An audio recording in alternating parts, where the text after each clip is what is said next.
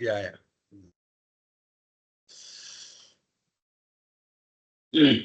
ஓம் நமோ பகவதே ஸ்ரீரமணாய. சுக்லாம் வரதரம் விஷ்ணும் சசிவர்ணம் சதுர்புஜம் பிரசன்னவதனம் த்யாயேத் சர்வவிக்ன உபசாந்தை. பாலும் தெளிதேனும் பாகும் பருப்பும் இவை நான்கும் கலந்துனக்கு நான் தருவேன். கோலம் சி துங்கக் கரிமுகத்து தூமணியே, நீ எனக்கு சங்கத்தமிழ் மூன்றும் தா. கண்மம் பயந்தரல் கத்தனதானையால் கண்மம் கடவுளோ உந்தி பர, கண்மம் சடமதால் உந்தி பர, வினையின் விளைவு விழி உற்றுவித்தாய் வினை கடல் வீழ்த்திடும் உந்தி பர, வீடு தரலிலை உந்தி பர, கருத்தனு காக்கும் நிஷ்காண்ய கண்மம் கருத்தை திருத்தியது உந்தி பர, கதி வழி காண்பிக்கும் உந்தி பர, திடமிது பூஜை ஜபம் தியானம் உளவா குலத்தொழில் உந்தி பர, உயர்வாகும் ஒன்றில் ஒன்றுந்தி பர, எண்ணுரு யாவும் இறை உருவாம் என எண்ணி வழிபடல் உந்தி பர,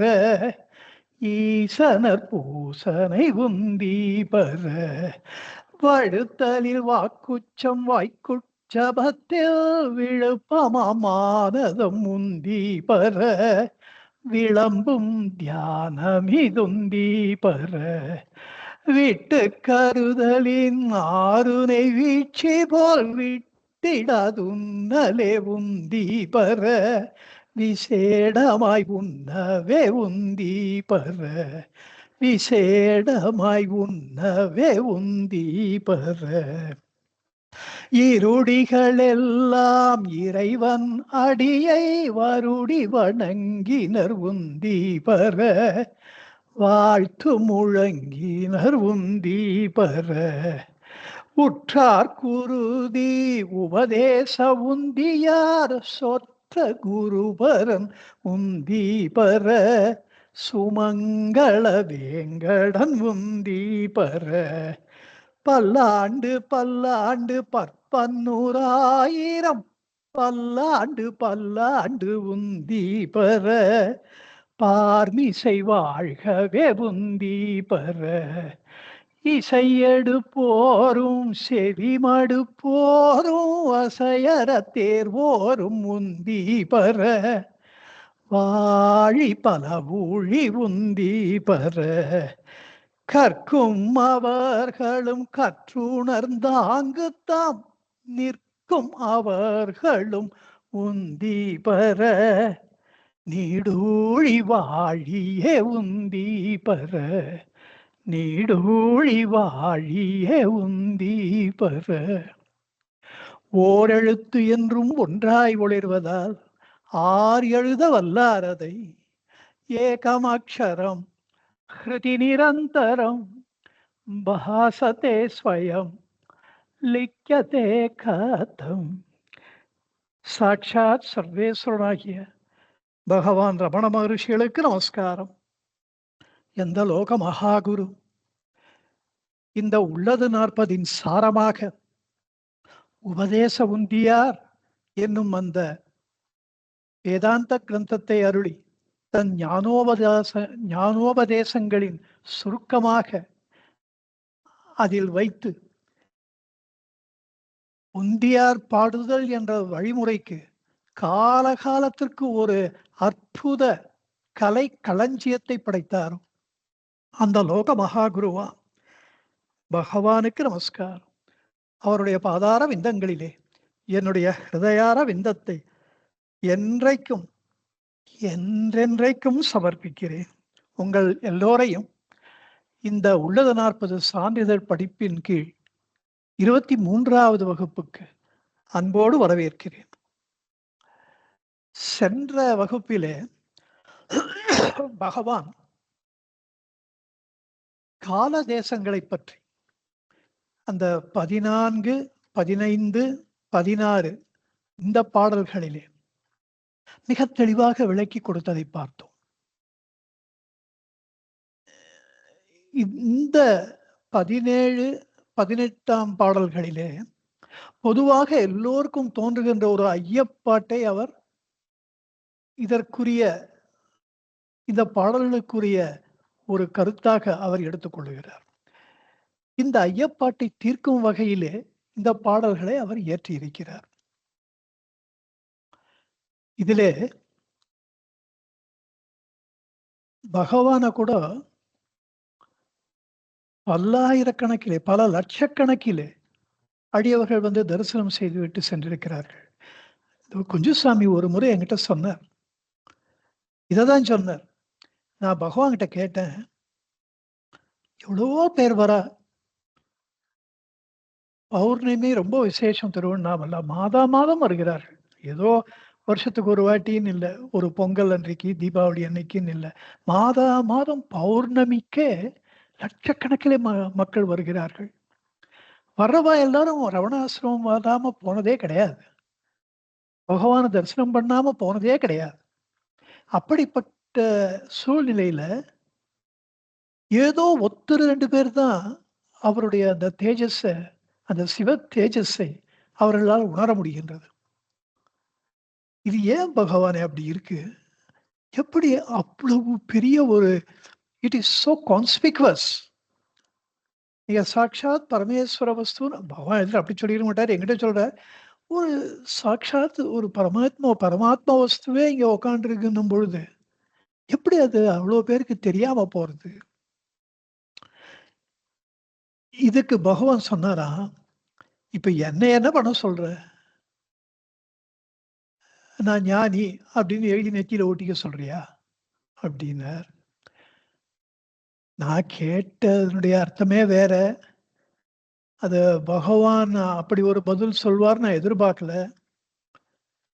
நான் அப்படி இல்ல பகவானே அப்படின்னும்போது எனக்கு நீ எது கேட்கிற, என்ன கேட்கிறன்னு புரியுறது.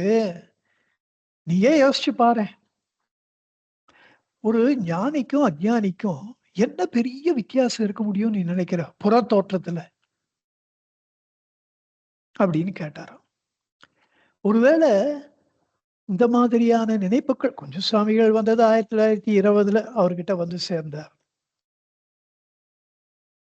பகவான வந்து லட்சக்கணக்கில வர திருவண்ணாமலைக்கு வர ஆரம்பிச்சதெல்லாம் 1940 அந்த காலகட்டத்துல தான். அப்போ பகவான் கூட பிரதர்ஷனம் போனவாள்லாம் 10 பேர், 15 பேருக்கு மேல இருக்க போறதில்ல. அப்படிதான் சொன்னாரு ரொம்ப பேர்லாம் யாரும் போமாட்டா. இன்னைக்கு பகவான் பிரதர்ஷனம் கிளம்புறாருன்னா, minimum 1,00,000 people will follow him. அது ஒரு காட்டு தீ போல பரவும். ஆனா அந்த காலத்துல அவர பத்தி ரொம்ப தெரியாது. ஆனா தெரிஞ்சவாள்ல கூட நெறைய பேர் வந்து பார்த்துட்டு போயிருக்கா. என்னுடைய ஆற்றாமைய அப்புறம் மறுநாள் பார்த்தப்போ பகவான் சொன்னாராம், என்னுடைய கேள்வி நீ நேத்து கேட்டியே, அது கேள்வி எனக்கு அர்த்தம் எனக்கு புரியாம இல்ல. அருணாச்சலேஸ்வரர் கோயில்ல கூட தான் நெறைய பேர் அவர வந்து தரிசனம் பண்ணிட்டு போறா. அந்த அருணாச்சல லிங்கத்த தரிசனம் பண்றா. எவ்ளோ பேரு அத ஒரு லைவா ஃபீல் பண்றா. அப்படிங்கிற அதான் லைவான்னா, அது ஒரு சக்தி பீடமாக அவரு நிஜமாவே அங்க அருணாச்சலேஸ்வரர் உட்கார்ந்திருக்கா மாரி, அவரும் டிக்ளேர் பண்ணியிருக்கார். என்றும் அருணகிரி என் உறைவன் சித்தனென என்றும் எனதுள்ளே. இந்த அருணாச்சலத்திலே நான் அருணகிரி சித்தனாக என்றைக்கும் வசித்துக் கொண்டிருக்கிறேன். அப்படிலாம் சொல்றார். அந்த அருணாச்சல லிங்கத்துல அந்த அருணகிரி சித்தர் இல்லாமயா போயிட்டார்? அது ஏன் தெரியல. ஆனா இவருக்கு அது தெரிஞ்சது. முதல் முறையா வந்து நேரா அருணாச்சலத்துல வந்து அவர் கோயில்ல காலடி எடுத்து வச்சு அந்த கற்ப கிரகத்துல போகும்போது, "அப்பா நீ சொன்னபடி நான் வந்துட்டேன்." அப்படின்னு தன்னுடைய வரவை தெரிவித்துக் கொள்கிறார். அவருக்கு அது லைவா இருந்தது. அவருக்கு பிரத்யக்ஷ தெய்வமா இருக்காரு அருணாச்சலேஸ்வரர். அப்படி ஏன் எல்லாருக்கும் இல்ல? அப்படியா அது அவ்வளோ அர்த்தத்துல அந்த 2டே வார்த்தையில சொன்னாராம். திரு அண்ணாமலையார் கோயில்ல கூட தான் லட்சக்கணக்கில வந்து தரிசனம் பண்ணிட்டு போறா. எவ்ளோ பேர் அந்த சக்திய ஃபீல் பண்றா. அவர் நிஜமா எதிர இருக்காருன்னு எவ்வளோ பேர் ஃபீல் பண்றா. அப்படின்னாராம். இது ஒரு சூசகமா, அது ஒரு ஹிண்ட். அருணாச்சலேஸ்வரர் நான் இங்க வந்து உட்காந்துருக்கேன். அருணாமலையார பார்த்துட்டு எல்லாரும் போற மாரி இங்கேயும் வந்து பார்த்துட்டு போயிட்டு இருக்க. அதுல என்ன புதுசா என்ன இருக்கு? அதுல ஆச்சரியப்படுறதுக்கு. நீ ஏன் அத பத்தியெல்லாம் போய் உரி பண்ணிக்கிற? அங்க நடக்கிறது தான் இங்கேயும் நடக்கிறது. இதெல்லாம் அவர் உள்ளத்துல இது முருகனார் வந்து இவரிடத்துல 1926ல முருகனார் அங்க வந்தார். நிரந்தர அருணாச்சல வாசியாக. அப்போ அவர் கையில இந்த 21 பாடல்கள் கிடைச்சது. அந்த 26லேருந்து அந்த 1928ல தான் இத ஆரம்பிச்சிருக்காரு எழுதுறதுக்கு. ஒரு வித்தின் ஒரு 1 1/2 மந்த்ஸ் அத பண்ணி முடிச்சிருக்காரு. அப்ப இது வந்து அவர் உள்ளத்துல இதுவும் ஒரு சந்தேகம் மக்களுக்கு இருக்கே! அப்போ ஞானியினுடைய நிலையை நம்ம சரியா எக்ஸ்பிளைன் பண்றது தானே நல்லது. அப்படின்னு அவருக்கு தோணி இருக்கணும். இதெல்லாம் என்னுடைய அனுமானங்கள். இப்ப நாங்க நம்ம கேட்டத வச்சுன்னு சொல்றது தான். இப்படியெல்லாம் தான் நடந்திருக்கும். அவர் மனசுல அப்படிலாம் தான் தாட்ஸ் தோணியிருக்கும். அதனால இந்த 2 பாடல்கள் பிறந்தன. இதெல்லாம் ஒரு திருவருட் பிரேரணை. அண்ணாமலையானாலே ஆணையிடப்பட்டு அவர் மனசுல தோன்றி அப்படி பிறந்த பாடல்கள். உலக 40 முழுவதுமே அப்படிதான். இந்த 2 பாடல்கள் பர்ட்டிகுலர்லி ஒரு கிளாசிக் எக்ஸாம்பிள். எப்படி முருகனார் எப்படி முருகனார கலந்தாலோசித்து பாடல்களை இயற்றினாருக்கு சான்றுகள் அங்கங்க நம்ம சொல்றோமோ, அதேபோல அண்ணாமலையார் அவருடைய உள்ளத்திலே புகுந்து, அவர் அண்ணாமலையாக இருப்பதை நமக்கெல்லாம் உணர்த்துகின்ற வகையிலே, இந்த ஞானிக்கும், அஞ்ஞானிக்கும் எப்படி என்ன வேறுபாடு இருக்கின்றது? அவர நாகராயன் சார் அன்னைக்கு கேட்டார்.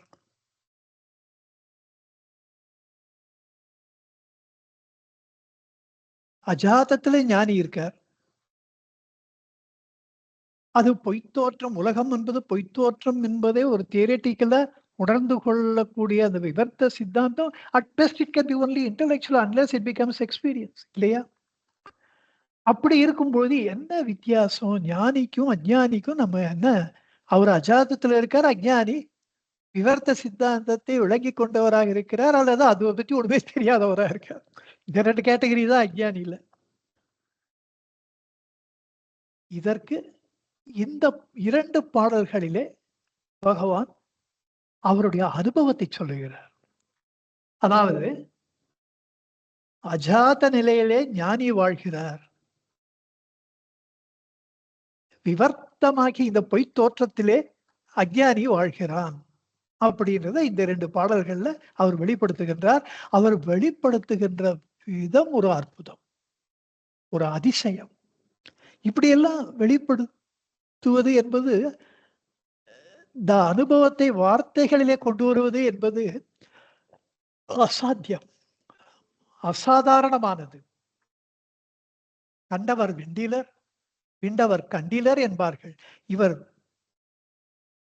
கண்டும் இருக்கிறார், கண்டதை விண்டும் இருக்கிறார். அப்படிப்பட்ட ஒரு மகா பிரபு, மகா லோக குரு, லோக மகா குரு பகவான். இதிலே நான் இருக்கிறேன் என்ற உணர்வு தான் ஸ்மால் ரீகேப்சுலேஷன். இந்த நான் இருக்கிறேன் என்ற உணர்வு தான் மெல்ல வெளியே வருகின்றது. அந்த உணர்வு வெளியே வருவதனால நெருப்பில்லாம புகையுமா என்று அந்த உணர்வு எழுவதற்கு ஆதாரமாக ஒரு ஒரு பொருள் நமக்கு உள்ளே இருக்கின்றது. அதுதான் உள்ளது. இந்த உள்ளதளது உள்ள உணர்வு உள்ளதோ, இதுதான் தாத்பரியம். இதிலே இந்த உணர்வு மெல்ல வெளியே வரும் பொழுது, நான் இருக்கிறேன் என்ற உணர்வாகத்தான் அது வருகின்றது. அதுல நான் சொன்னேன். இந்த நான் என்பது முற்பகுதி, இருக்கிறேன் என்பது பிற்பகுதி. இந்த நான் என்கின்ற முற்பகுதியிலே கவனம் செலுத்தப்பட்டு விடுகின்றது. அது எப்படின்னா தேகாபிமானத்தினால. அந்த நான் இருக்கிறேன் என்ற உணர்வு, அந்த இருக்கிறேன் என்பதை பத்தி யாருமே திங்க் பண்றதில்ல. நான் என்பது முதலிடம் பெறுகின்றது. It prevails over the other thing. It precedes. The other one is fades out. இந்த இருக்கிறேன் என்ற உணர்வு ரீசீட்ஸ். அதனால இந்த நான் என்பது இந்த தேகாபிமானத்தில இந்த உடல் என்ற அளவிலே குறுக்கப்பட்டு இந்த நான் இருக்கிறேன் என்ற மொத்த உணர்வுமே உடல் அளவிலே குறுக்கப்படும் பொழுது அறியாமை ஏற்படுகின்றது. இந்த அறியாமையின் மறுபெயர் தான் அகந்தை, ஈகோ. இதெல்லாம் நமக்கு தெளிவா தெரிஞ்ச விஷயங்கள். இப்போ இந்த நான் என்கின்ற முற்பகுதியிலே ஒரு அஞ்ஞானி வாழ்கிறான் என்பதையும், தன்னை அறிந்த ஞானியோ இருக்கிறேன் என்கின்ற அந்த இருப்பு உணர்வாகிய அந்த உண்மையிலே வாழ்கிறார் என்பதையும் இந்த 2 பாடல்கள் நமக்கு எடுத்துரைக்கின்றன. சொல்லப்போனால் அத நல்லா வெளிச்சம் போட்டு காட்டுகின்றன. இந்த அறியாமையிலே உழல்கின்ற அஞ்ஞானியும், அறிவு ஸ்வரூபமாக மிளர்கின்ற ஞானியும் உடலை உண்மை என்று ஒத்துக்கொள்கின்றனர். இந்த இருவருமே இந்த உடல் நான் தான் என்றுதான் கூறுவார்கள். பகவான் was absolutely free in using this word நான். ஒருத்தர் வெளியூர் நான் போனோம் அப்படின்னப்போ அது பகவான் அப்ரூவ் பண்ணல. அப்போ அவரு சொன்னாராம், நான் வாண்டாங்கல. அப்ப அந்த நான் என்பது தன்னைத்தான் சொல்கிறார். தன்னுடைய ஆன்மா, நான் பரமாத்மா வஸ்துன்ற வேதாந்தத்தையே சொல்றார். தன்னை உடலைத்தான் சொல்ற. நான் வாண்டாங்கல. நான் சொன்னேன். அவன் கேட்டா தானே, அவன் கேட்கல. ஒரு வாட்டி ஒருத்தர் வந்து மகாத்மா காந்திய பார்க்கணும்னு ஆசைப்பட்டு அவர்கிட்ட சொன்னப்போ, he didn't approve of it. சரி போயிட்டு வான்னு தலையாட்டல அவரு. ஆனா அவர் போனார். ஒரு மீட்டிங்லயும் மகாத்மாஜிய மிஸ் பண்ணிட்டு கடைசியில பார்க்கவே முடியல. அவர் பாம்பே போயிட்டாரு அப்டின்ட்டு சொல்லி வந்து சொன்னார். அப்ப பகவான் சொன்னார், நீ போறத நான் என் மனசுக்கு சரியா படல. அப்ப நீங்க சொல்லியிருக்கலாமே. வாய திறந்து சொல்லியிருக்கலாமே. நீங்க பேசாம இருந்துட்டேல்ல அப்டின்னா, அது அண்ணாமலையார் தெய்வ சங்கல்பம் எப்படி இருக்குமோ எனக்குன்னே தெரியும். நான் வாண்டாங்கல. நீ போவானான்னு நான் சொல்லல. ஆனா நீ போறது எனக்கு பிடிக்கல.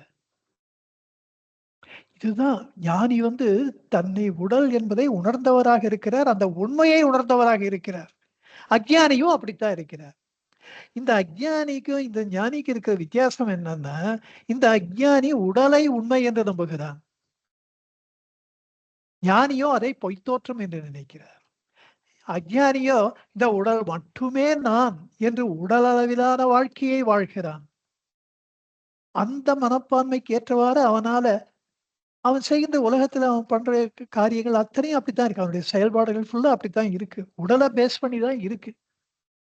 அவன் செய்ய வேண்டிய விதைகள் அத்தனையும் அந்த உடல் உண்மை என்ற அதை பரிபூரணமாக நம்பி, அப்ப என்ன அர்த்தம்? ஒரு அனாத்மாவை அவன் ஆத்மா என்று நம்புகிறான். உடலைத்தான் உண்மை என்பது ஆத்மா என்றால், அவன் உடலை உண்மை என்று நம்புகிறான் என்றால், அவன் இந்த உடலை ஆத்மா என்று ஆன்மா அதாவது ஆத்மா என்று நம்புகிறான். அனாத்மாவை ஆத்மாவாக கொண்டாடுகிறான்.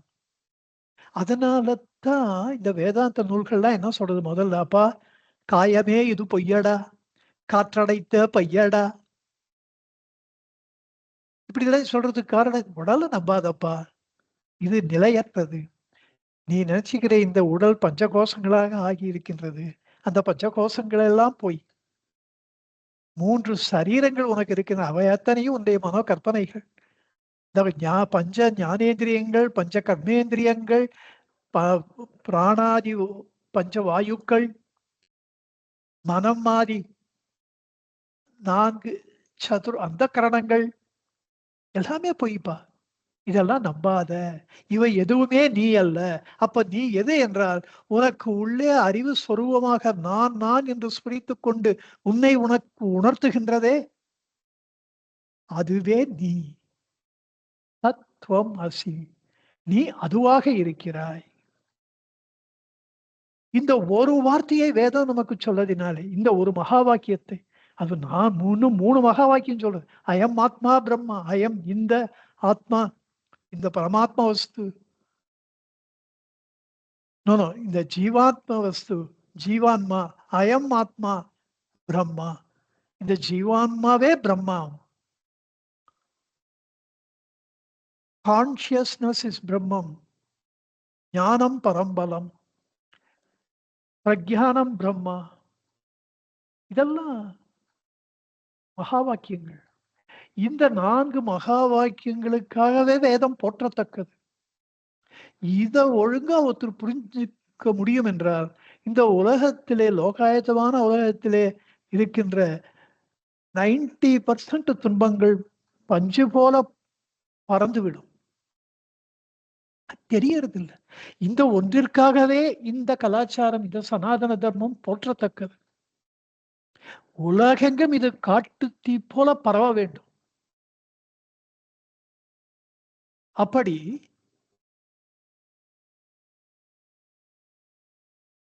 இந்த வேதம் சொல்கின்றது, ஆத்ம ஞானிகள் சொல்கின்றார்கள், இவை அத்தனையும் நீ அல்ல. இவையெல்லாம் ஒன்றொன்றாக விலக்கி விடு. நான் இது அல்ல. ந ஹிதி ந இதி நேதி. இது நேதி தத்துவம்.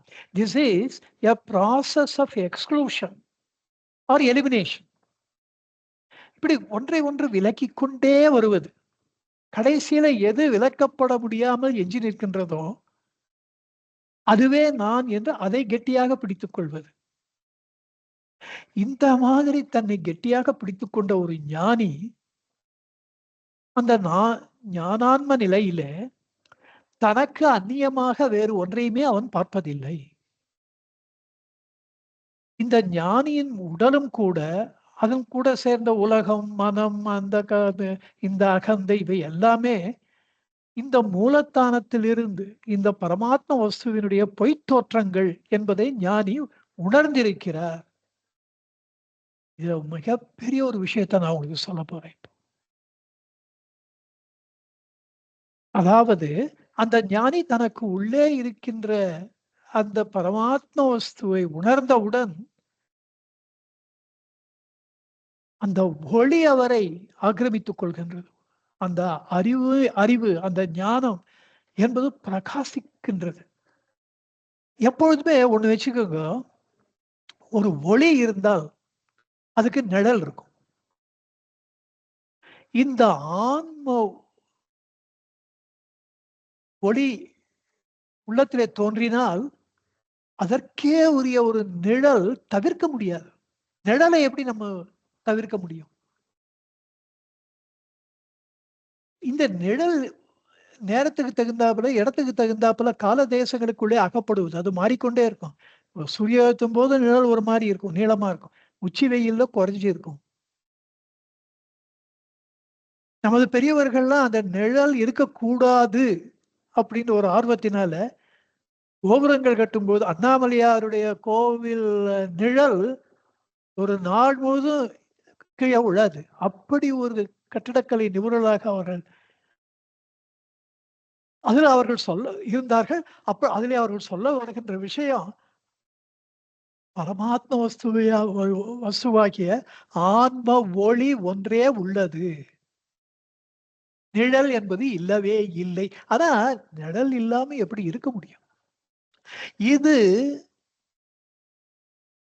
இப்ப நம்மளுக்கே ஒரு நிழல் தெரியறது. நம்ம நிழல் தெரியறது. அந்த நிழல் நம்ம இல்ல, இந்த நிழல் என்னுடையது இல்ல நம்ம சொல்லுவோமா?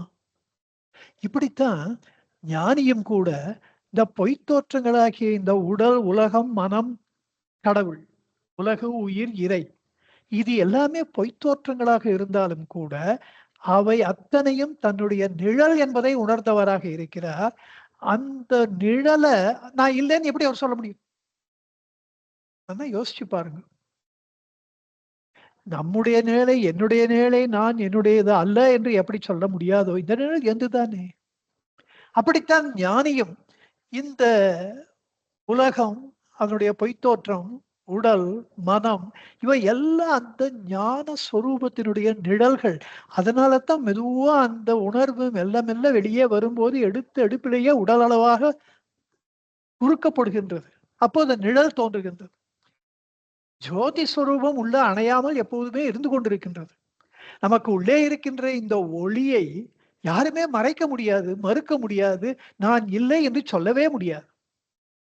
நான் இருக்கிறேன் என்ற உணர்வு பரிபூரணமாக சிறிது கூட பங்கப்படாமல், அதற்கு சிறிதும் ஒரு ஹானி ஒன்றுமே இல்லாமல், குறை எதுவும் இல்லாமல், குறைபாடு ஒன்றும் இல்லாமல், நிரஞ்சனமாக, குற்றமற்று, நிர்மலமாக, மலமற்று, ஸ்வயம் பிரகாசமாக இருந்ததை இருந்தபடி இருந்து காட்டிக்கொண்டே இருக்கின்றது.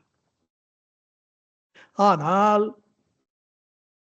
இந்த ஞானியானவர் தன்னுடைய நிழலை உணர்ந்தவராக இருப்பதினாலே, இந்த பொய்த் தோற்றங்கள் என்ன நிழல் தான். அதனாலதான் பொன்னணி ஆபரணங்களை உதாரணமாக கொடுத்தார். மூக்குத்தி கண்ணுக்கு பிரத்யட்சமா மூக்குத்தின்றது இதுதான் மூக்குத்தின்னு தெரியறது. ஆனா அந்த மூக்குத்தி என்ற தோற்றம் நிரந்தரம் அல்ல. அதை அழிச்சு வளையலா பண்ணிடலாம். அப்போ அது வளையல் என்ற தோற்றத்தை அடிப்படையாக இருக்கின்ற பொன் இல்லாமல் இந்த மூக்குத்தி இல்ல. இந்த மூக்குத்தி இல்லாமல் பொன் இல்லைன்னு சொல்ல முடியாது. இந்த பொன்னினுடைய தங்கத்தினுடைய நிழல். ஏன்னா அது உண்மை இல்லை. அந்த அந்த மூக்குத்தி அதனுடைய நிழல். அப்படி இந்த ஞானி தனக்கு அந்நியமாக ஒன்றுமே இல்லை என்ற உணர்ந்த நிலையில, தனக்கு அந்நியமாக தோன்றுகின்றவை பொய்த்தோற்றம் என்று உணர்ந்த நிலையில, அவை அத்தனையும் தன்னுடைய நிழல்கள் என்று தெரிந்து கொண்டு, அவற்றை என்னுடையது என்று ஏற்றுக்கொள்ளுகிறார். ஏற்றுக்கொள்ளாம எப்படி இருக்க முடியும்? இந்த ப்ராசஸ் என்னன்னா, நேர் ஆப்போசிட் ஆஃப் நாஹிதி. ப்ராசஸ் ஆஃப் எலிமினேஷனுக்கு நேர் ஆப்போசிட் இது. This is process this is a process of all process of what you call inclusion. This is all inclusive. இதுதான் பகவானுடைய மெத்தட். இதுதான் அஜாதம். ஞானி இந்த அஜாத நிலையிலே வாழ்கின்றார். இப்படிப்பட்ட ஒரு நிலை இருக்கின்றது என்பதை அந்த பஞ்சரத்னத்தினுடைய 5வது பாடல் மீண்டும் மீண்டும் நமக்கு உதவிக்கு வருகின்றது. எனக்கு அதான் டக்குன்னு தோன்றது. உன்னிடத்தில் ஒப்புவித்த உள்ளத்தால் அருணாச்சலேஸ்வரரே, உங்களிடத்துல ஒப்புவித்து விட்ட உள்ளத்தால் என்றால் அங்க உள்ளமே இல்லையே. அந்த உள்ளத்தை தான் ஒப்புவித்தாச்சே. அப்ப அந்த உள்ளம் என்பது அங்கே உள்ளது என்பதை குறிக்கின்றது.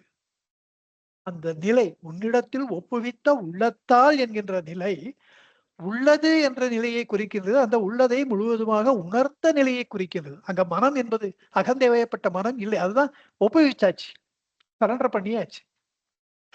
உன்னிடத்தில் ஒப்புவித்த உள்ளத்தால் எப்பொழுதும் எல்லா காலமும் உன்னை கண்டு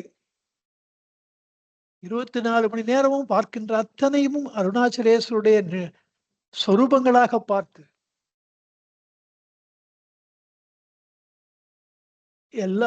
எல்லாமும் உன்னுருவாய் கணக்கு தென்படுகின்ற அத்தனை நிழல்களும் உங்களுடைய சொரூபம் தானே, உங்களுடைய நிழல் தானே. அந்த நிழல் என்னுடைய நிழல் தானே. இன்னும் to put it more accurately, அப்படி உன் உருவாய் அன்பு செய்யும் அன்னோன். அப்படி பகவான் ஒரு இடத்துல சொல்றார், இந்த நான் யார் அருண்மொழி தொகுப்பை அவர் ஆரம்பிப்பதே எல்லா ஜீவர்களுக்கும் தன்னிடத்திலே பிரியம் அதிகம் இருப்பதால் தான் ஆரம்பிக்கிறார்.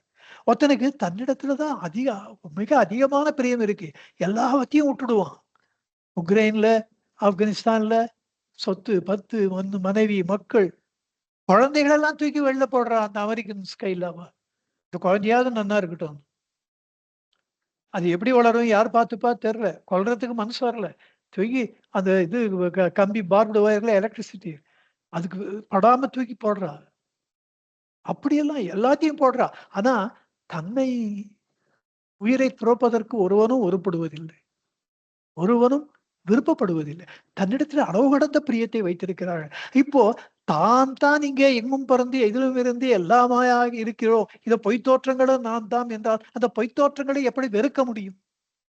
அதன் மீது அன்புதான் செலுத்த முடியும். ஏனென்றால் தன் மீது செலுத்தப்படுகின்ற அன்பு எங்கும் பறந்து எல்லாமாய் விருந்த தன்னுடைய உண்மை இயல்பாக மாறிவிடுகின்றது.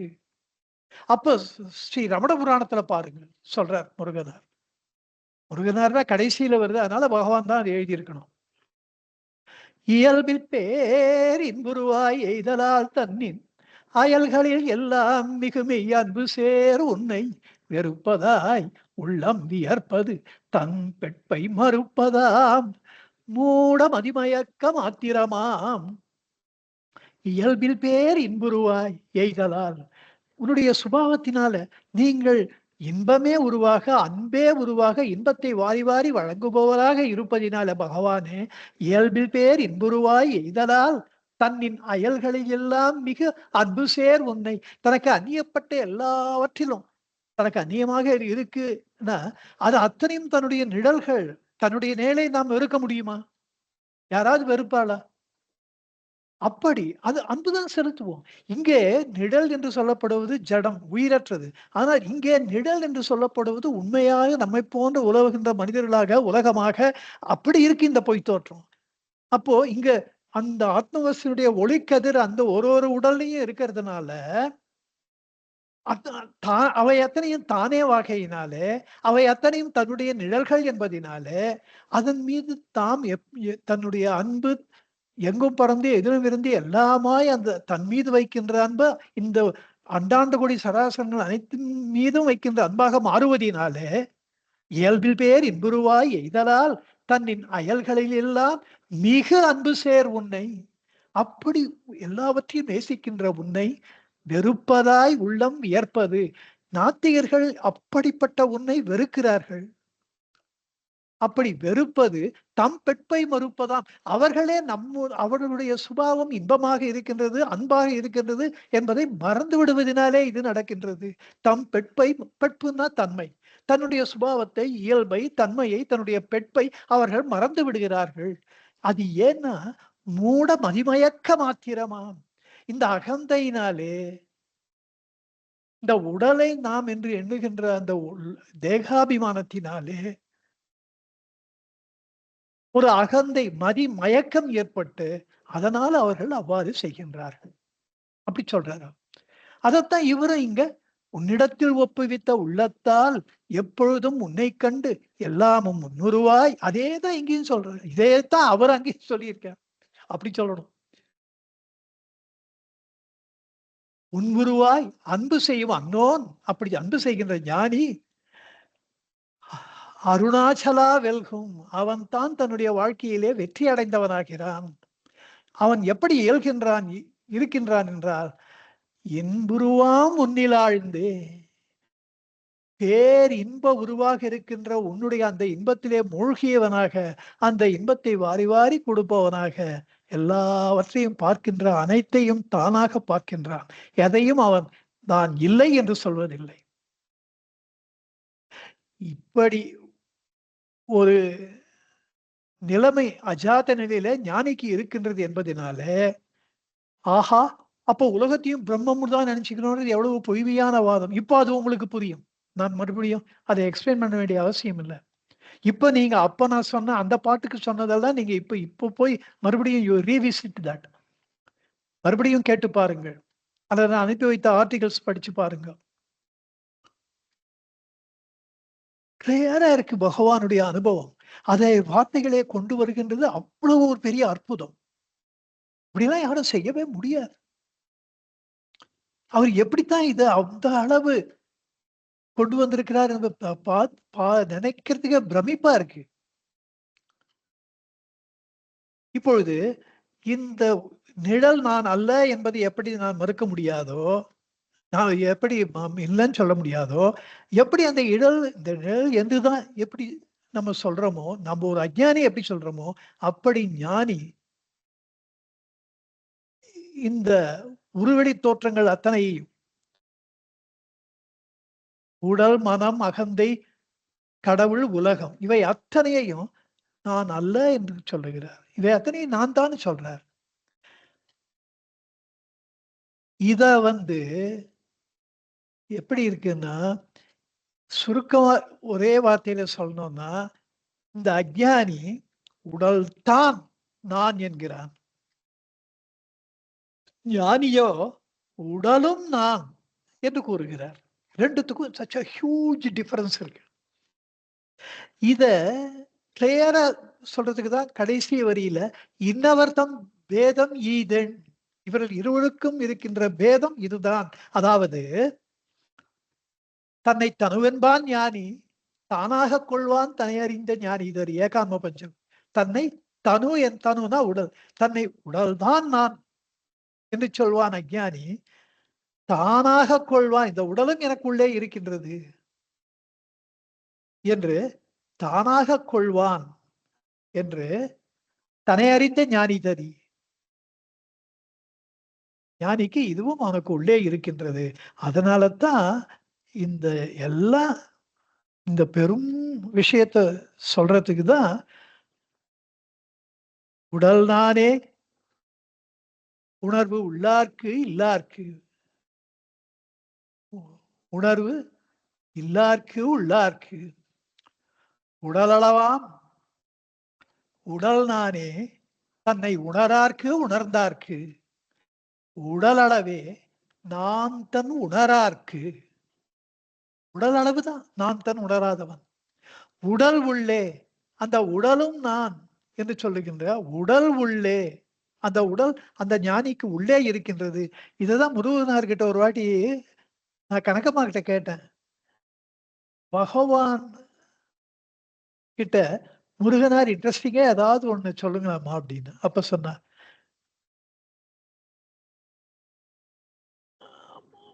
அப்ப முருகனார் சொன்னாராம். அப்ப அவர் ஒருத்தர் வந்து பார்க்க வந்தார். அப்ப கணக்கம்மா சொன்னாங்களாம்.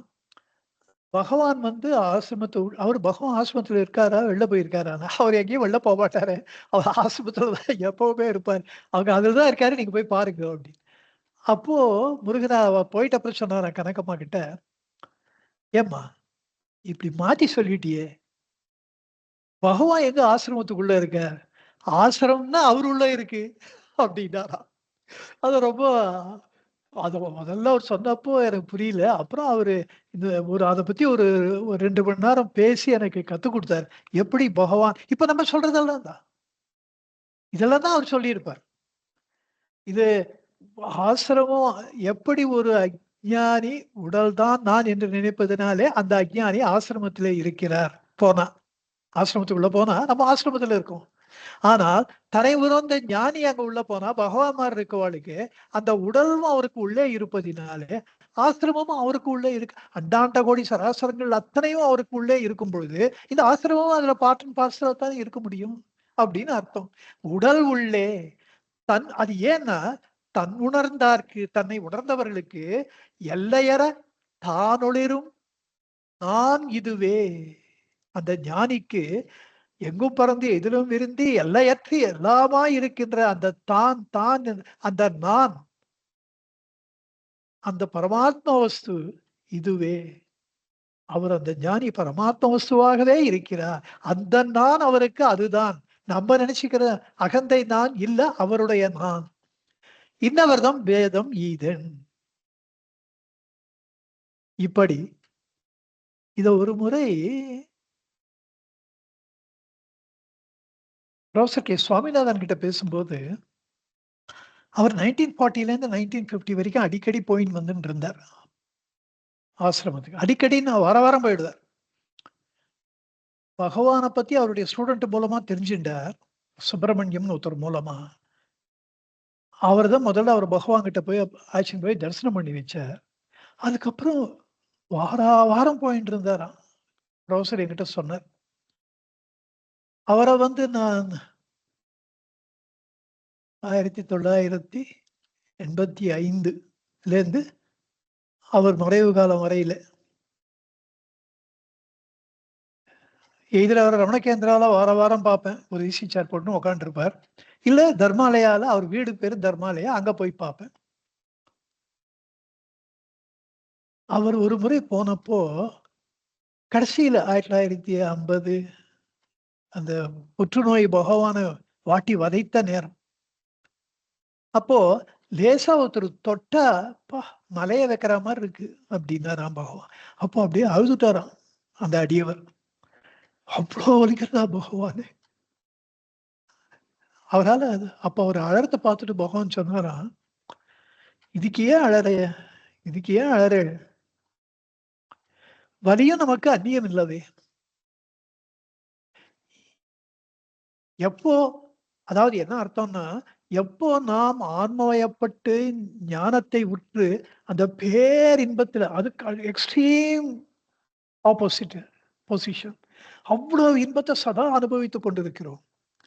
அதுக்கு நேர் எதிரடையாக அவ்வளோ இன்பத்துக்கு தகுந்த ஒரு துன்பம் இருக்கணுமா வேணாமா? ஒரு அந்த ஆன்ம ஒளி அங்கே இன்பமாக இருக்கின்றது. அந்த ஒளிக்கு ஒரு நிழல் இருப்பதைப் போல, இந்த இன்பத்துக்கினுடைய நிழல் வந்து துன்பம்.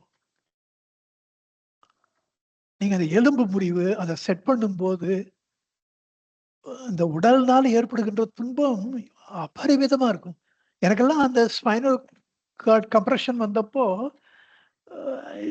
ஜஸ்ட் ஒரு சின்ன ஒரு 1/2 இன்ச் நகர்த்துறது அவ்ளோ பெரிய வலியை தந்தது.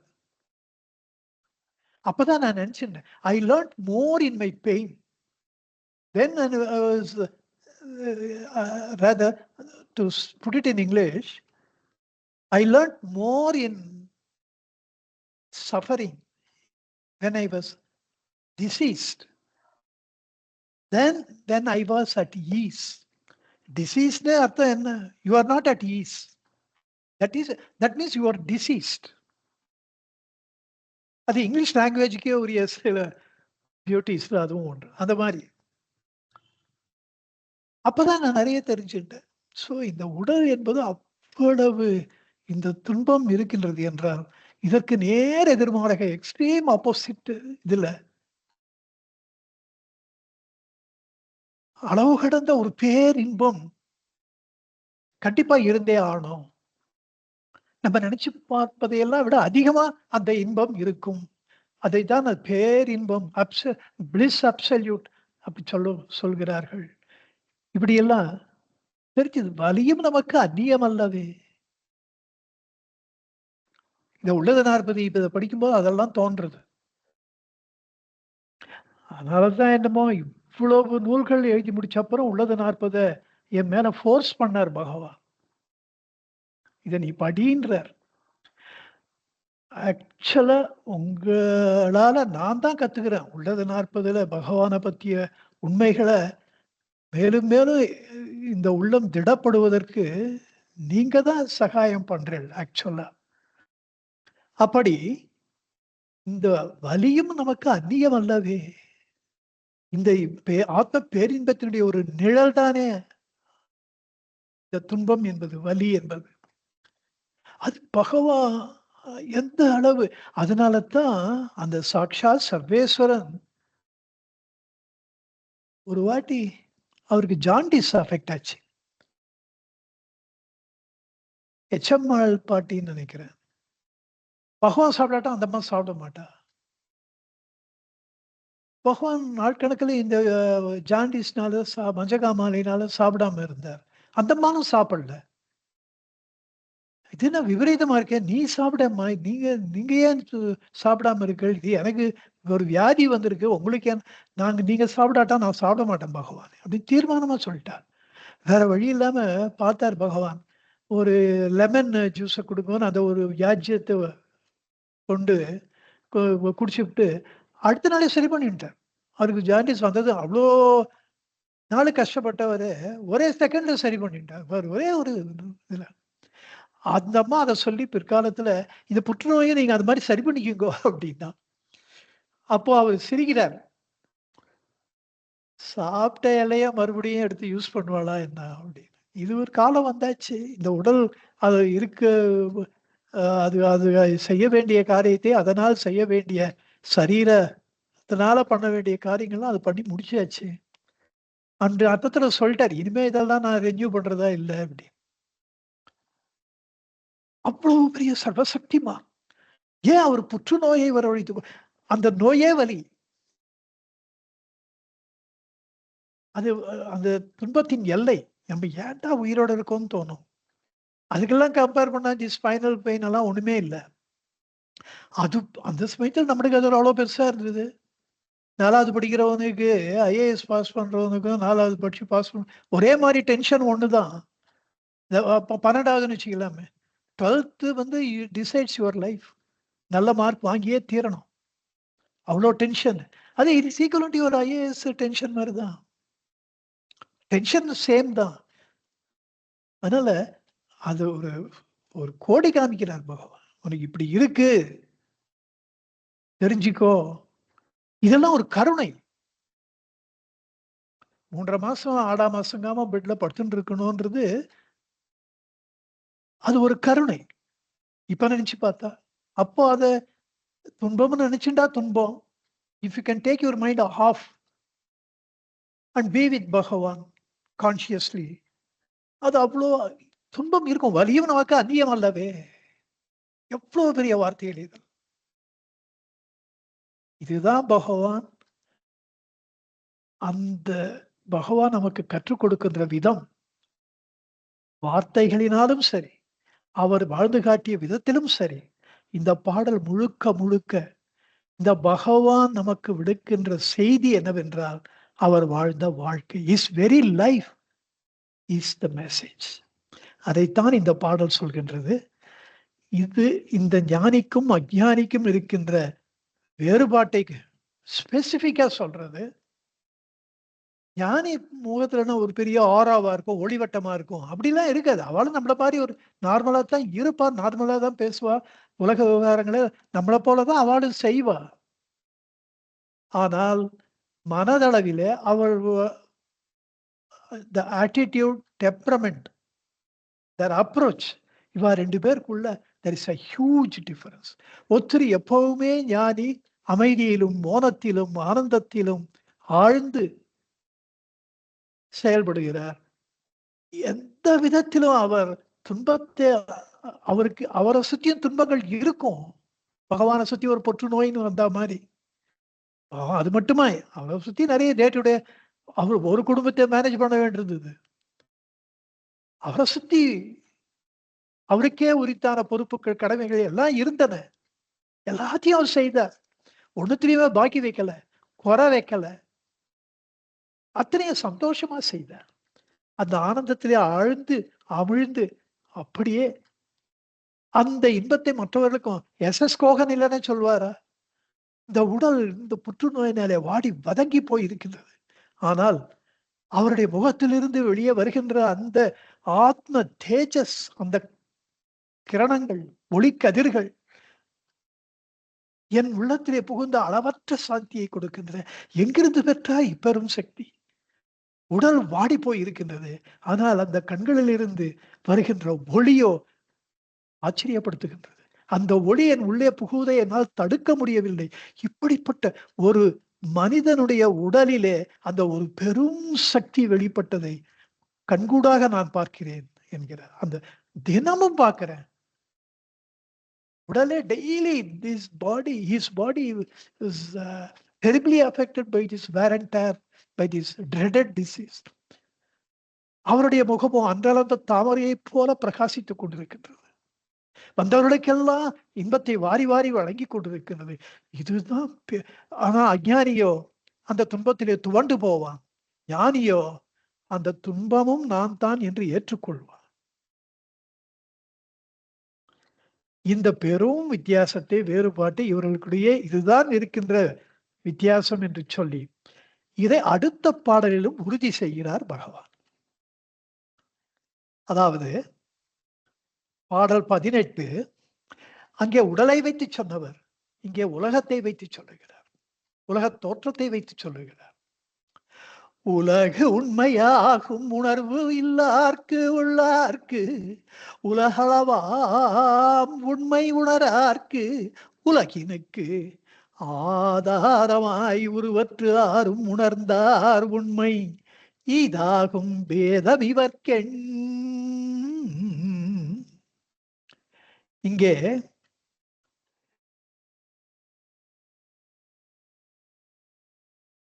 உலகு உயிர் இறை, இதிலே உயிர் என்பதை வைத்து சென்ற பாடலிலே விளக்கினார்.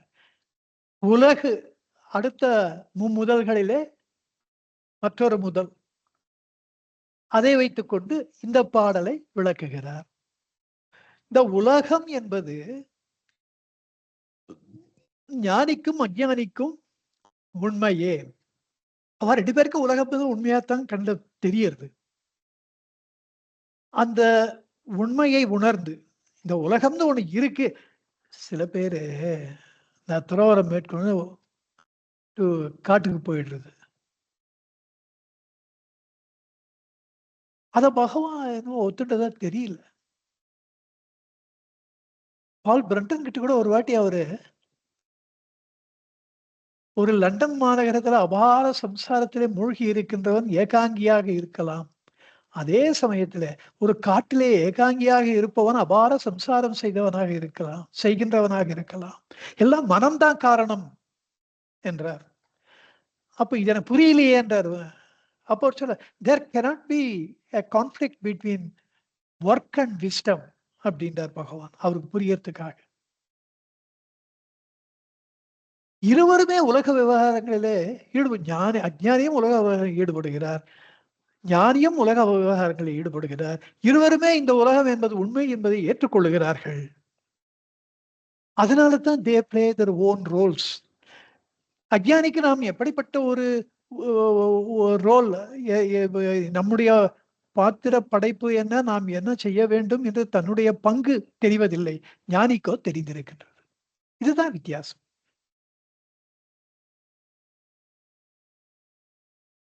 உதாரணம் சொல்லணும்னா யார சொல்லலாம்?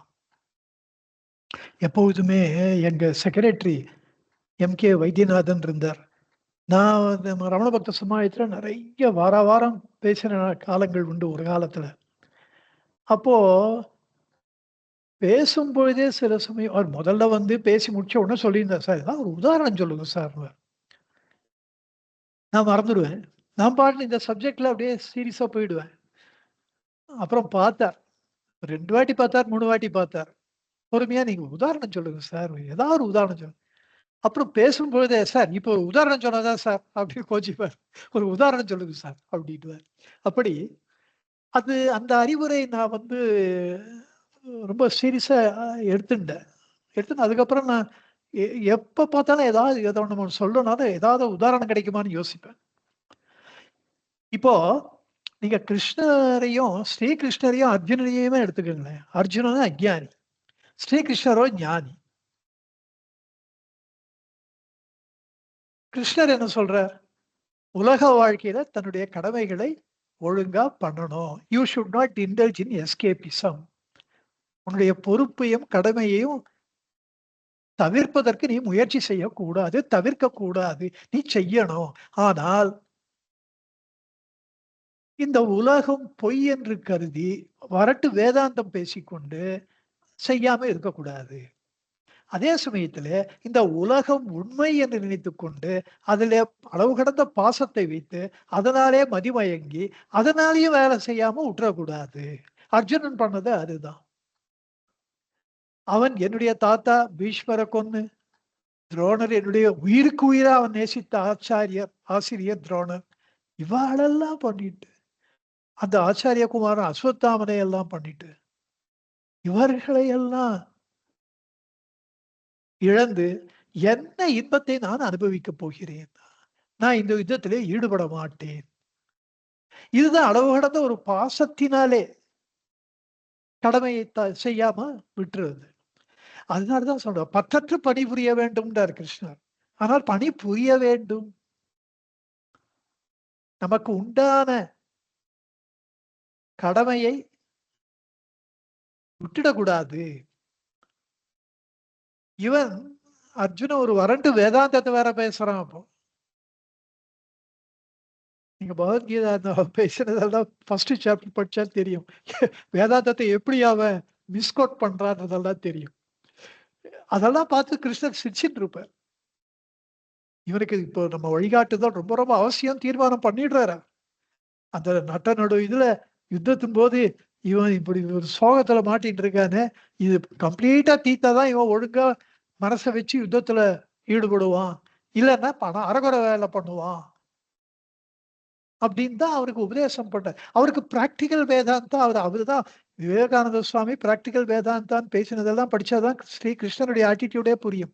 இந்த பிராக்டிகல் வேதாந்தான்றது கிருஷ்ணர் தான் கத்துக் கொடுக்கிறார் முதல்ல அர்ஜுனனுக்கு.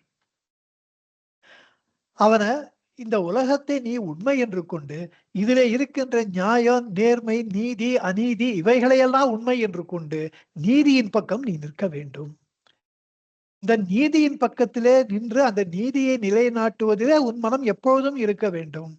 You must add values.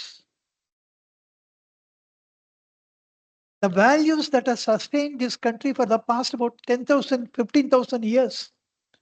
You have not come here to destroy values. இததான் அவர் கத்துக் கொடுக்கிறார். அத இப்ப இவா 2 பேருடைய ஆட்டிடியூட் பாருங்க, கம்ப்ளீட்டா டிஃபரெண்டா இருந்தது. சிச்சுவேஷன் ஒண்ணுதான், குருட்சேத்திர யுத்தம். இவருடைய அணுகுமுறை முற்றிலும் வேறாக இருந்தது. இதுவே மிகப்பெரிய உதாரணமாக அர்ஜுனன் ஒரு அஞ்ஞானி எப்படி அவனுடைய அணுகுமுறை எப்படி இருக்கின்றது, ஒரு ஞானியினுடைய அணுகுமுறை எப்படி இருக்கின்றது, அந்த பெரிய வேறுபாட்டை இவர்கள் இருவரிடையே நாம் பார்க்கலாம்.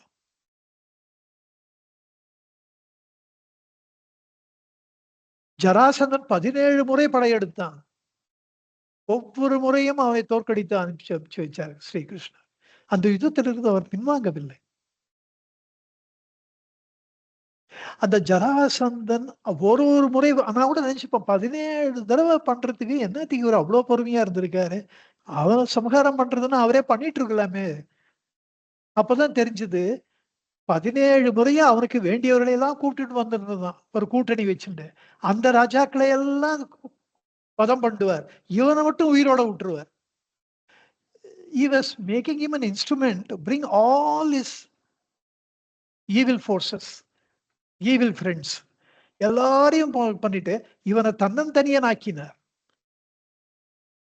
பிறகு இது போரும், நம்ம மக்களுக்கு இன்னும் போர்னாக்க ரொம்ப ரொம்ப கஷ்டப்பட்டுட்டான்ட்டுதான் அவரு துவாரகாபுரிக்கு, மதுராலேருந்து துவாரகாபுரிக்கு கடலுக்கு அடியில ஒரு நகரத்தை கன்ஸ்ட்ரக்ட் பண்ணி, இப்போ கடலுக்கு உள்ள பிரிட்ஜ் கட்டுறது எல்லாம் அப்போ கட்டாத காலத்துல கடலுக்கு உள்ள நகரமா, நம்புறா மாதிரியா இருக்குன்னா இன்னைக்கு நம்புறா மாதிரி தான் இருக்கு. அந்த கடலே அவருக்கு அரணாக இருந்தது. போர் என்பது முற்றிலும் தவிர்க்கப்பட்டது. அப்ப கலை அதிகமாச்சு, ஆர்ட் அண்ட் கல்ச்சர் அதிகமாச்சு. கலை பண்பாடு இதுக்கெல்லாம் நேரம் ஒதுக்க வேண்டாமான்றார் கிருஷ்ணர். அவரே புல்லாங்குழல் பண்ணி அந்த ஆர்ட் அண்ட் கல்ச்சருக்கு கதாநாயகராக விளங்கினார். அவர் புல்லாங்குழல் எடுத்தா அத்தனை விலங்குகளிலிருந்து மனிதர்களிலிருந்து எல்லாருமே மயங்கி போனார்கள். அவர் சின்ன வயசுல அந்த ஆர்ட் அண்ட் கல்ச்சர்ல அவருக்கு ஈடுபாடு இருந்ததுனாலதான் ஒரு லெவல் வரைக்கும் இந்த போர்ன்ட்டு எடுத்துன்னு போயிட்டார். That was his personal decision. ஆனால் ஜராசந்தன் அதுக்கோசரம் he didn't spare him. பீமசேனனை வைத்து அவனை வதம் செய்தார். இதெல்லாம் ஒரு ஞானி பற்றற்று இருப்பதினாலே செய்யக்கூடிய காரியங்கள். ஸ்ரீ கிருஷ்ணரை மாதிரி ஒரு பரமாத்மா வஸ்து பார்க்கவே முடியாது. ராமர் ஒரு மாதிரினா கிருஷ்ணர் ஒரு மாதிரி, 2 பேரும் ராமபிரானும் ஞானத்தை கடைசி வரைக்கும் கடைசியில தான் அடைஞ்சார், அடையலேன்னு சொல்ல முடியாது.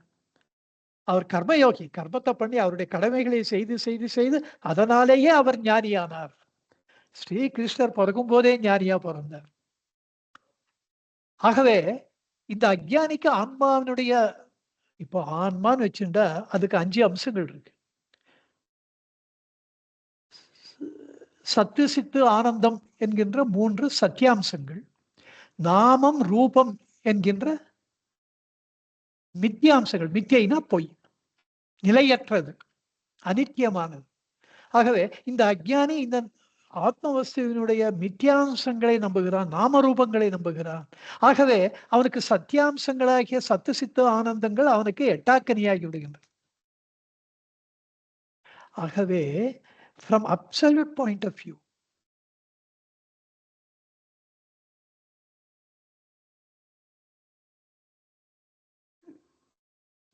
ஞானத்தை அடையாத ஒரு அஞ்ஞானியாக இருக்கின்ற வரையிலே அவனை விட சிறந்த ஒரு நாத்திகனை பார்க்க முடியாது. நாத்திகன்னா கடவுள் இல்லைன்னு சொல்றோம் மட்டும் இல்ல, ஞானத்தை ஒருவன் அடைகின்ற வரையிலே, அஞ்ஞானியாக இருக்கின்ற வரையிலே ஒருவன் நாத்திகன் தான். அப்படி இருக்கிறதுனாலதான் அவன் ரொம்ப ஒரு அஞ்ஞானி பெருசா பூஜை பண்றான், கோயில்ல போய் அபிஷேகம் பண்றான், 1000 பண்றான், அது மகா திருப்தி அடைந்தவனாகிறான். அதுவும் ரொம்ப படாடோபமா பண்றான். ஒரு அம்பானி அதானி எல்லாம் பூஜை பண்ணா எப்படி பண்ணுவான்? யூ ஜஸ்ட் இமேஜின், ஒரு எக்ஸாம்பிளுக்கு சொல்றேன். அப்படிலாம் பண்ணுவான். அதே ஒரு டாக்டர் அது மாதிரி பண்ணலாம். அதே டாக்டர் கிளினிக்ல போனா ஒரு பேஷண்ட்டுக்கு தேவையில்லாத மெடிசன் எல்லாம் எழுதுவா, தேவையில்லாத டெஸ்ட் எல்லாம் பண்ணுவா. அது வரைக்கும் he is not a true devotee of God. அவர் ஒரு அக்ஞானி தான். ஆனா அதை அவன் தொழில் தர்மம்னு அவன் நினைக்கிறான். That is the most unfortunate thing. அப்படி இல்லாத டாக்டர்ஸும் இருக்கா. பட் அந்த மாதிரி டாக்டர்ஸ் தான் 90% இருக்கு. அது மாதிரி தான் தோன்றுது.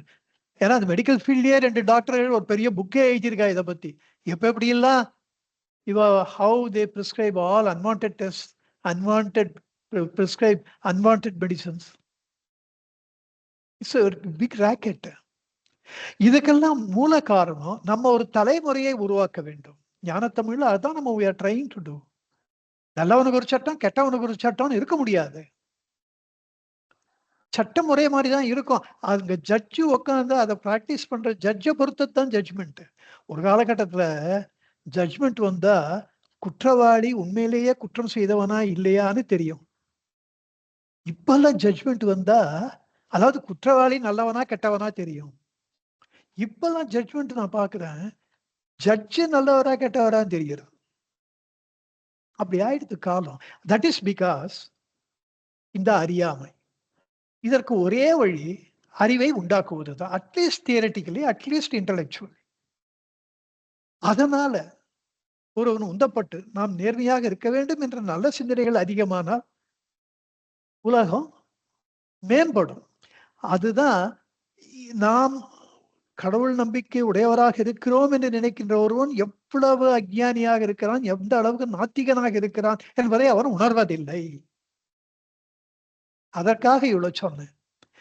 அப்படிப்பட்ட அஞ்ஞானி மிக பெருத்த கடவுள் நம்பிக்கையை உடையவனாக இருந்தாலும் அவன் ஆத்மஹத்தி செய்தவனாகிறான். இதுதான் உண்மைதான் நிஜம்.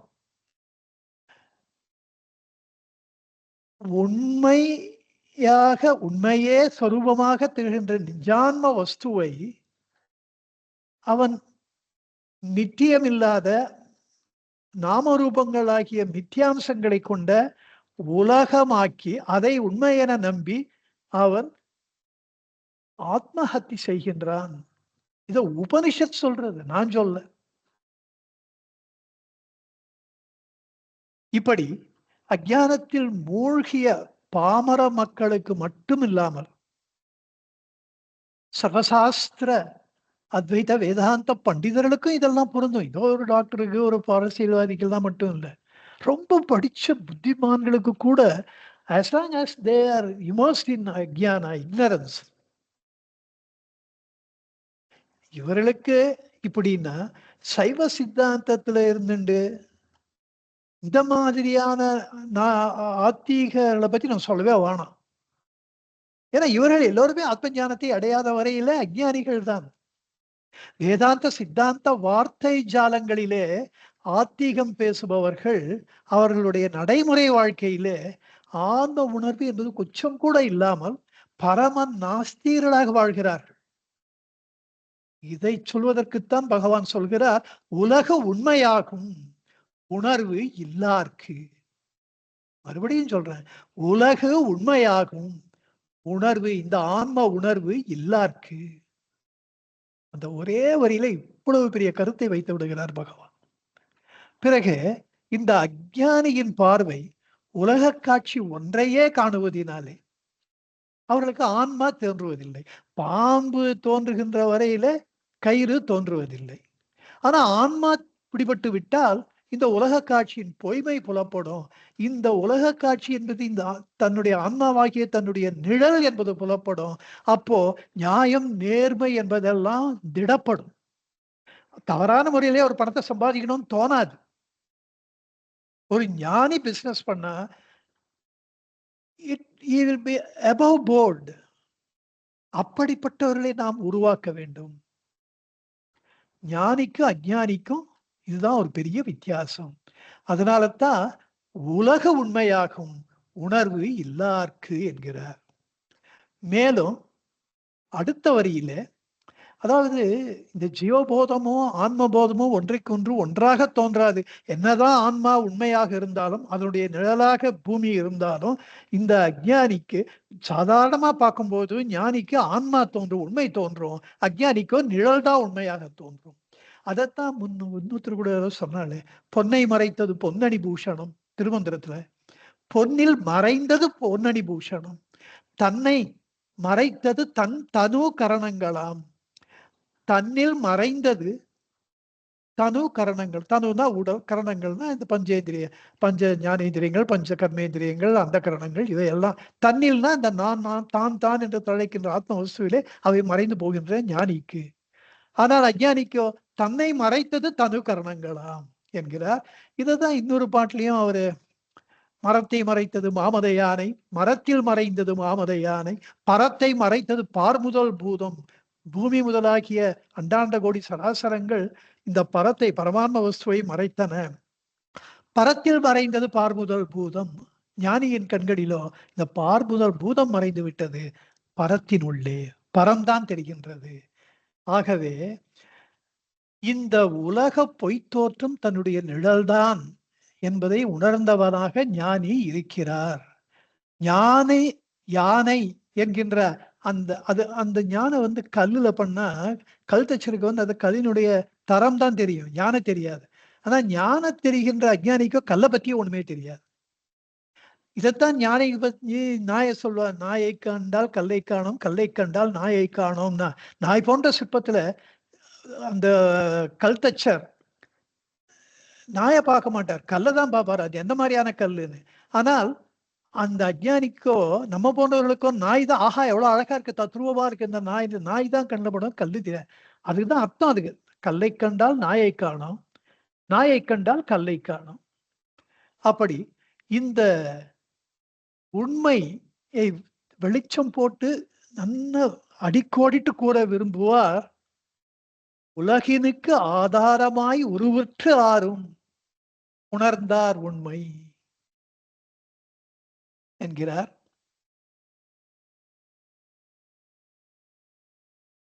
இதுல குருவாச்சக கோவையில அந்த பாட்டுக்கு அர்த்தம் மட்டும் சொல்றேன். எனக்கு மனதுக்கு பிடித்த பாடல் 21.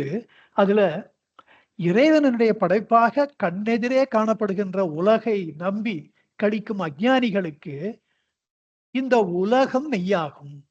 ஆனால் பாசத்தை அறுத்த மெஞ்ஞானிகளுக்கோ இது மனோமய பொய்த்தோற்றமாகவே புலப்படும் என்று ரொம்ப ஆப்டா சொல்றார் குருவாச்சக கோவையில. அடுத்த பாடல்லையும் 24வது பாடல்லையும் இதே சொல்றார். இலவு காத்த கிளியென்றே புலனாம் உலகு பொருளாக காத்து உழல் போய். அந்த பாடலையும் சொல்லிடுற, அதை மட்டும் ஏன் விட்டு வைப்பானே.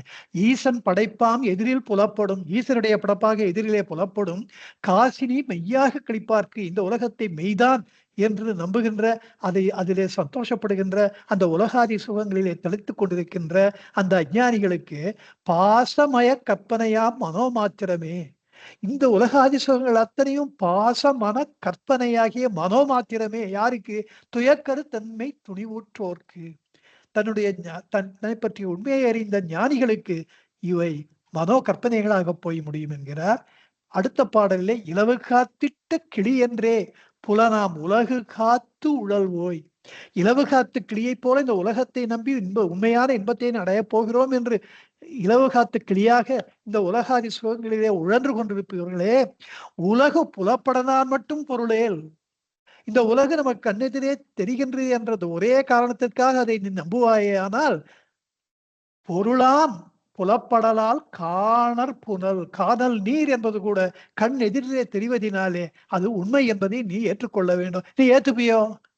அது காணல் நீர், அதுல நீர் கிடையாதுன்னு தானே சொல்லுவ. அப்படி நீ உலகத்தையும் சொல்ல வேணும்னு அர்த்தம். இப்படி இந்த நாம ரூபங்களினாலே விளங்குகின்ற இந்த உலகம், அந்த நாம ரூபங்கள் மறைந்து போனால் அது ஆன்மாவாகி விடுகின்றது. இதெல்லாம் உபச்சார மாத்திரம். உலகம் உண்மையாகின்றது, அதுவும் பிரம்மத்தினுடைய பகுதி, அதெல்லாம் உபச்சார மாத்திரம். பாம்பு எப்படி கயிற்றினுடைய ஒரு பகுதியாக ஆகவே முடியாதோ, at best this can be only a shadow. அதை நம்ம ஒத்துக்கணும். கயிற்றினுடைய நிழல் தான் பாம்பு.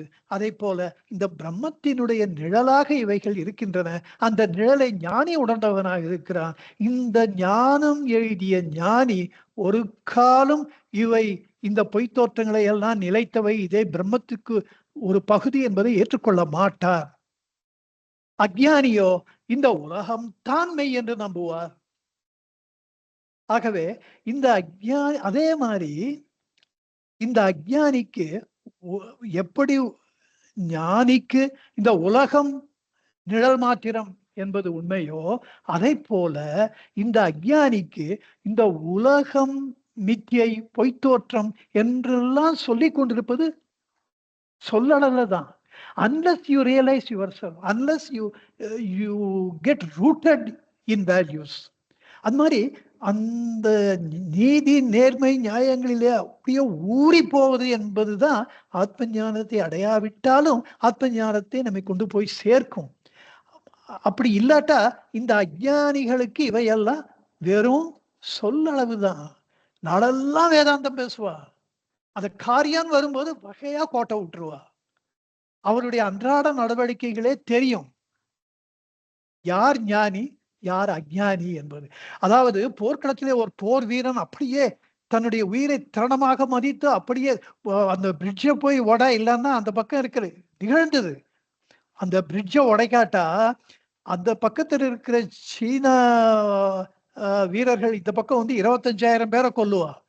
அப்ப இந்த பக்கம் இந்திய வீரர்கள் 25,000 பேர்ல எத்தனை பேர் தைரியமா 25 பேர் வேணும். ஒருத்தர் பின்னாடி போய் கொஞ்சம் கொஞ்சமா உடைச்சு இந்த பக்கம் வர முடியாம பண்ணணும். யார் வரீங்கன்னா கோர்கா பெட்டாலியன்ல இருந்து அவ வந்தாலும் எங்களுக்கு அந்த சான்ஸ் கொடுங்கன்னாலும் அதுல போட்டி. அதுல யாரை விடுறது யாரை விடுறது தெரியல. அப்படி கஷ்டப்பட்டு ஒரு 25 பேரை தேர்ந்தெடுத்து ஒத்தொத்தரும் அந்த எதிரிகள் குண்டு மார்ல பாயறதுன்னு தெரியும், போய் அந்த அந்த பிரிட்ஜுக்கு ஒரு குண்டை வச்சுட்டு வர்றது. அப்படி வச்சு அந்த பத்தி அந்த பிரிட்ஜை உடைச்சிட்டாங்க 25 பேரும். இங்கே 25,000 பேர்கள் காப்பாற்றப்பட்டார்கள். அப்படி ஒரு க்ஷண நேரத்திலே உயிரை திறனமாக மதித்து அந்த ஒரு தீரத்தை வெளிப்படுத்துவது என்பது கூட ஓரளவு சாத்தியம். ஆனால் ஞானியுடைய நிலை எப்படி தெரியுமா? அவருடைய தீரம், அவருடைய தைரியம், அவருடைய அசாத்திய துணிவு எப்படின்னா, அவர் அன்றாட நடவடிக்கையிலே ஒவ்வொரு க்ஷணமும் வெளிப்படும். இந்த ஞானி உலகத்திலே இருக்கின்ற ஒவ்வொரு நிமிடமும் அவருக்கு டெஸ்ட். அப்ப எவ்வளவு மன துணிவு, எவ்வளவு ஆத்மா ஞானத்திலே அவர் ஆழ்ந்து போயிருக்க வேண்டும். அதுதான் ஞானி. அப்படிப்பட்ட ஒரு ஞானியாக பகவான் நம் முன்னே வாழ்ந்து காண்பித்தார். இதுதான் ஞானிக்கும் அஞ்ஞானிக்கும் இருக்கின்ற வேறுபாடு என்று சொல்லுவார். ஈதாகும் வேதம் இவர்க்கு எண் என்று இந்த பாடலை நிறைவு செய்கிறார். உங்கள் எல்லோருக்கும், உங்களுடைய பொறுமைக்கும், உங்களுடைய அளவு கடந்த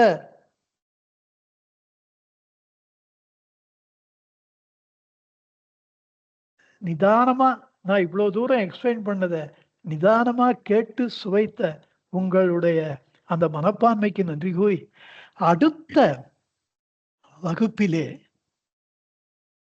மோர் interesting things are to follow. விதிமதி என்கின்ற அந்த ஒரு சர்ச்சையை சப்ஜெக்டா எடுத்துக்கிறார் பகவான். அதை அடுத்த வகுப்பிலே பார்ப்போம் என்று சொல்லி இந்த வகுப்பை இந்த அளவிலே நிறைவு செய்கிறேன். உங்க எல்லாருக்கும் மீண்டும் மீண்டும் நன்றி, நமஸ்காரம். நமோ ரமணாய நமோ ரமணாய நமோ ரமணாய நமோ நமோ நமோ ரமணாய நமோ ரமணாய நமோ ரமணாய நமோ நமோ.